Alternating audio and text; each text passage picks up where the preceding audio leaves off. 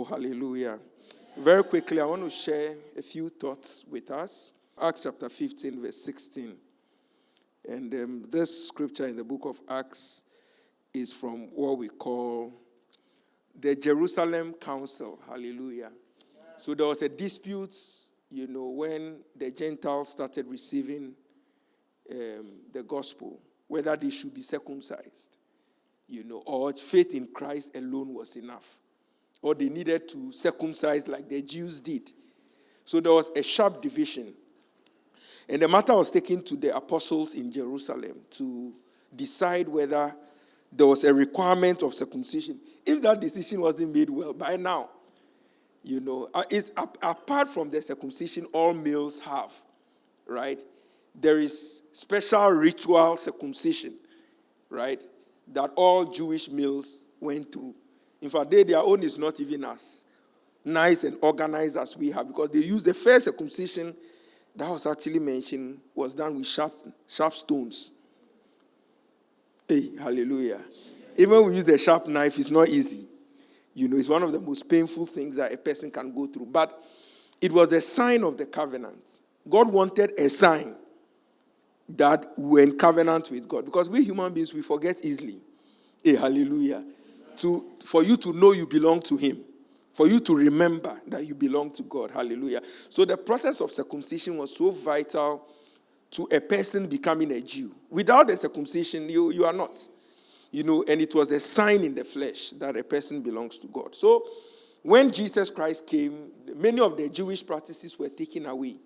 And there was a debate as to whether new believers or Gentiles who believed in Christ and became Christians should be circumcised. So the Jerusalem Council met, and the Bible says that, James stood up and spoke to the council. He said quite a number of things, and he said this referring to God. And it says that God said, and I will return and rebuild the Tabernacle of David, which has fallen down, and I will build its ruins, and I will set it up. Then the next verse says what? Okay, so that the rest of mankind may seek the Lord. The reason why the Tabernacle of David will be erected again or will be rebuilt is because people need to seek God. When you look at our world, people are looking for all sorts of things. People are pursuing all sorts of things. And he says that the agenda behind the Tabernacle of David being rebuilt is so that men will seek God. Now, so what's the Tabernacle of David? Now, forgive me this evening, I'm giving a lot of background, because the church needs to be taught. Hallelujah. So what's the Tabernacle of David? After the tent that Moses built for the Ark of God, that tent had the outer court, the holy place, and the holiest of holy. And the Ark of God, which was the presence of God, was in the holiest of holy. And only the high priest could enter that place once a year. And when he is entering that space, they have to tie a rope around his waist, so that perhaps he sins, there's some unconfessed sin or some lie somewhere, he will die in the presence of God, because God cannot tolerate sin in his presence. So even the high priest has to perform a lot of animal sacrifice and confess his own sins before the sins of the nation. And after that, he will enter the holiest of holies to receive mercy for the whole nation. So the Tabernacle of Moses had 3 courts, 3 places. And the innermost courts was the holiest of holies. And that place, no ordinary citizen, no Jew, nobody who believed in God could enter there unless you are a high priest. And even that high priest, there was only one high priest. There was only one high priest. So in a lifetime, you have one. Until that one dies and they find another one. So there were not too many high priests. So it means that not many people could experience the presence of God, the direct Shekinah presence that you only see in the holiest of holies. Then the Philistines captured the ark. They came to Israel. They defeated the nation because the nation went into rebellion. Their sins, their transgression, their stubbornness. Somehow God departed from them. And the Philistines came and they captured the ark. When they captured the ark, they sent the ark to their own nation and they set it before their gods. And the Bible said that by the next day, their God was falling flat on the face. because they put the Ark of Covenant before their God. And then later, when they realized that their God and there was trouble in their camp, they returned the Ark. But when they returned the Ark, everybody was afraid of it. So someone took the Ark into his home. Who is that? Obed-Edom. So Obed-Edom took the Ark into his house. Then the Bible said that after Obed-Edom took this Ark into his house, he started flourishing. God blessed him. Like everything around him increased. And David said, no, the Ark has to be brought back to Jerusalem. So David went for the Ark. And when he went for the Ark, he called the Levites, right? And they set the Ark on their shoulders. And he danced before the Ark. And that's when his wife laughed at him that the king was dancing before the Ark. The Bible said she became barren, right? So the Ark was brought. And when the Ark was brought, please go to my next scripture. This is what happened. 1 Chronicles chapter 16 verse 1. So they brought the Ark of God and set it in the midst of the tabernacle that David had erected for it. Then they offered burnt offerings and peace offerings before God. Now go to the verse 4. Go to the verse 4. And he appointed, talking about David, and he appointed some of the Levites to minister before the Ark of the Lord, to commemorate, to thank, and to praise the Lord God of Israel. So now David brought the Ark back, but he did not set up what Moses did. He erected a tent. And in that tent, he had Levites there. Now, the Tabernacle of David had worshippers till the reign of David ended, when Solomon's temple was built and the Ark was sent into the temple. So it means that David reigned for 40 years. For majority of his reign, for over 30 years, there was continual praise in what we call the Tabernacle of David. And the Ark was open for anyone to have access to the Shekinah glory of God, because David knew something about God that the ordinary person doesn't know. That somehow in the atmosphere of praise and worship, nobody can die from the Shekinah, because somehow the mercy of God, hallelujah. So he just appointed some Levites and said that we are taking away the outer courts, the holy place. We are taking away the showbread. We are taking away the holiest of holy.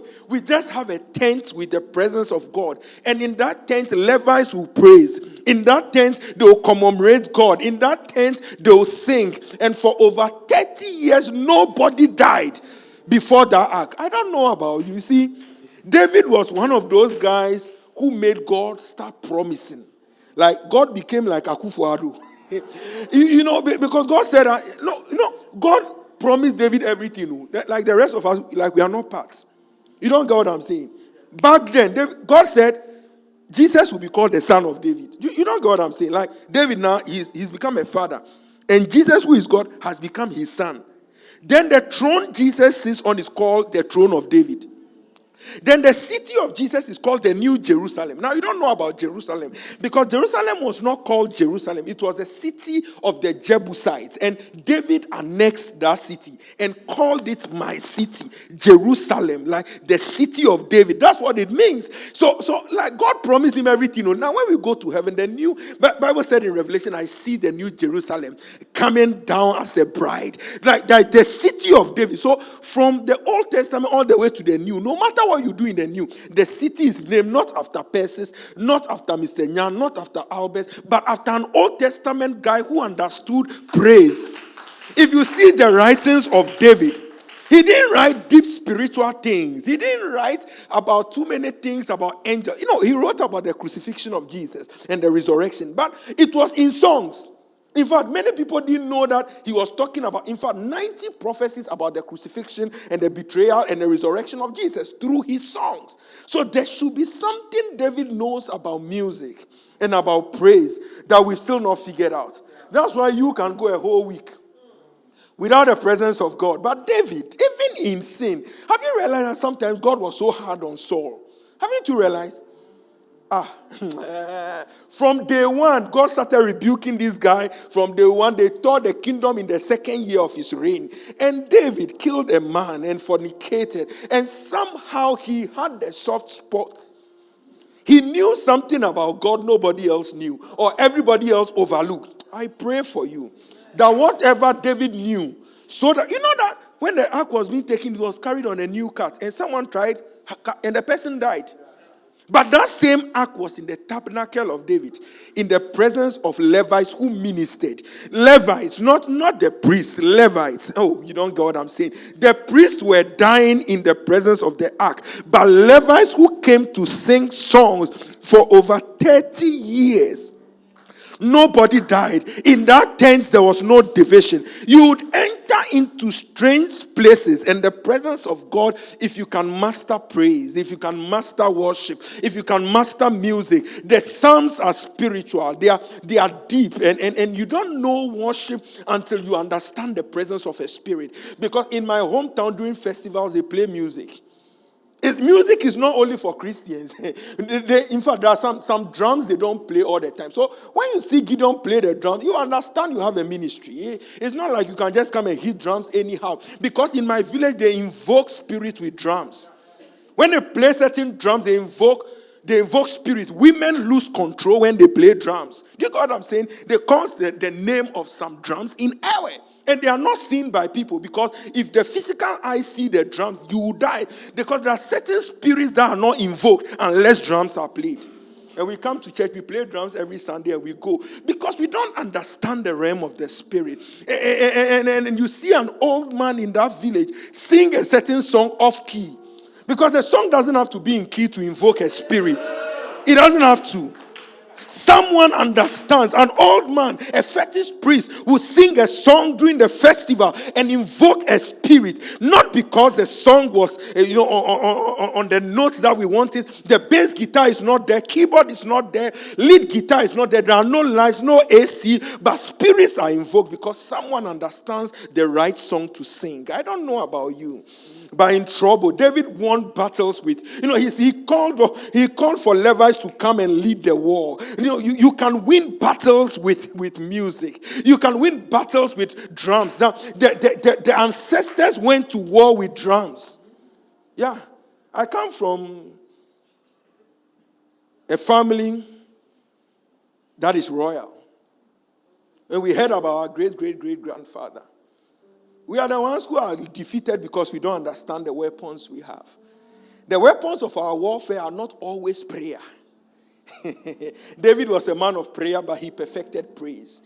It's not always declarations in the realms of the spirit, but in your shower, with your voice off key, if you can sing, you would invoke something internal. You invoke something into the darkness of your life. I didn't know I could stand here and preach what I'm preaching, because when I came in, my head was aching. My body was virtually giving up on me, but here I am standing. I say, if I can show up in that atmosphere, it doesn't matter what happens.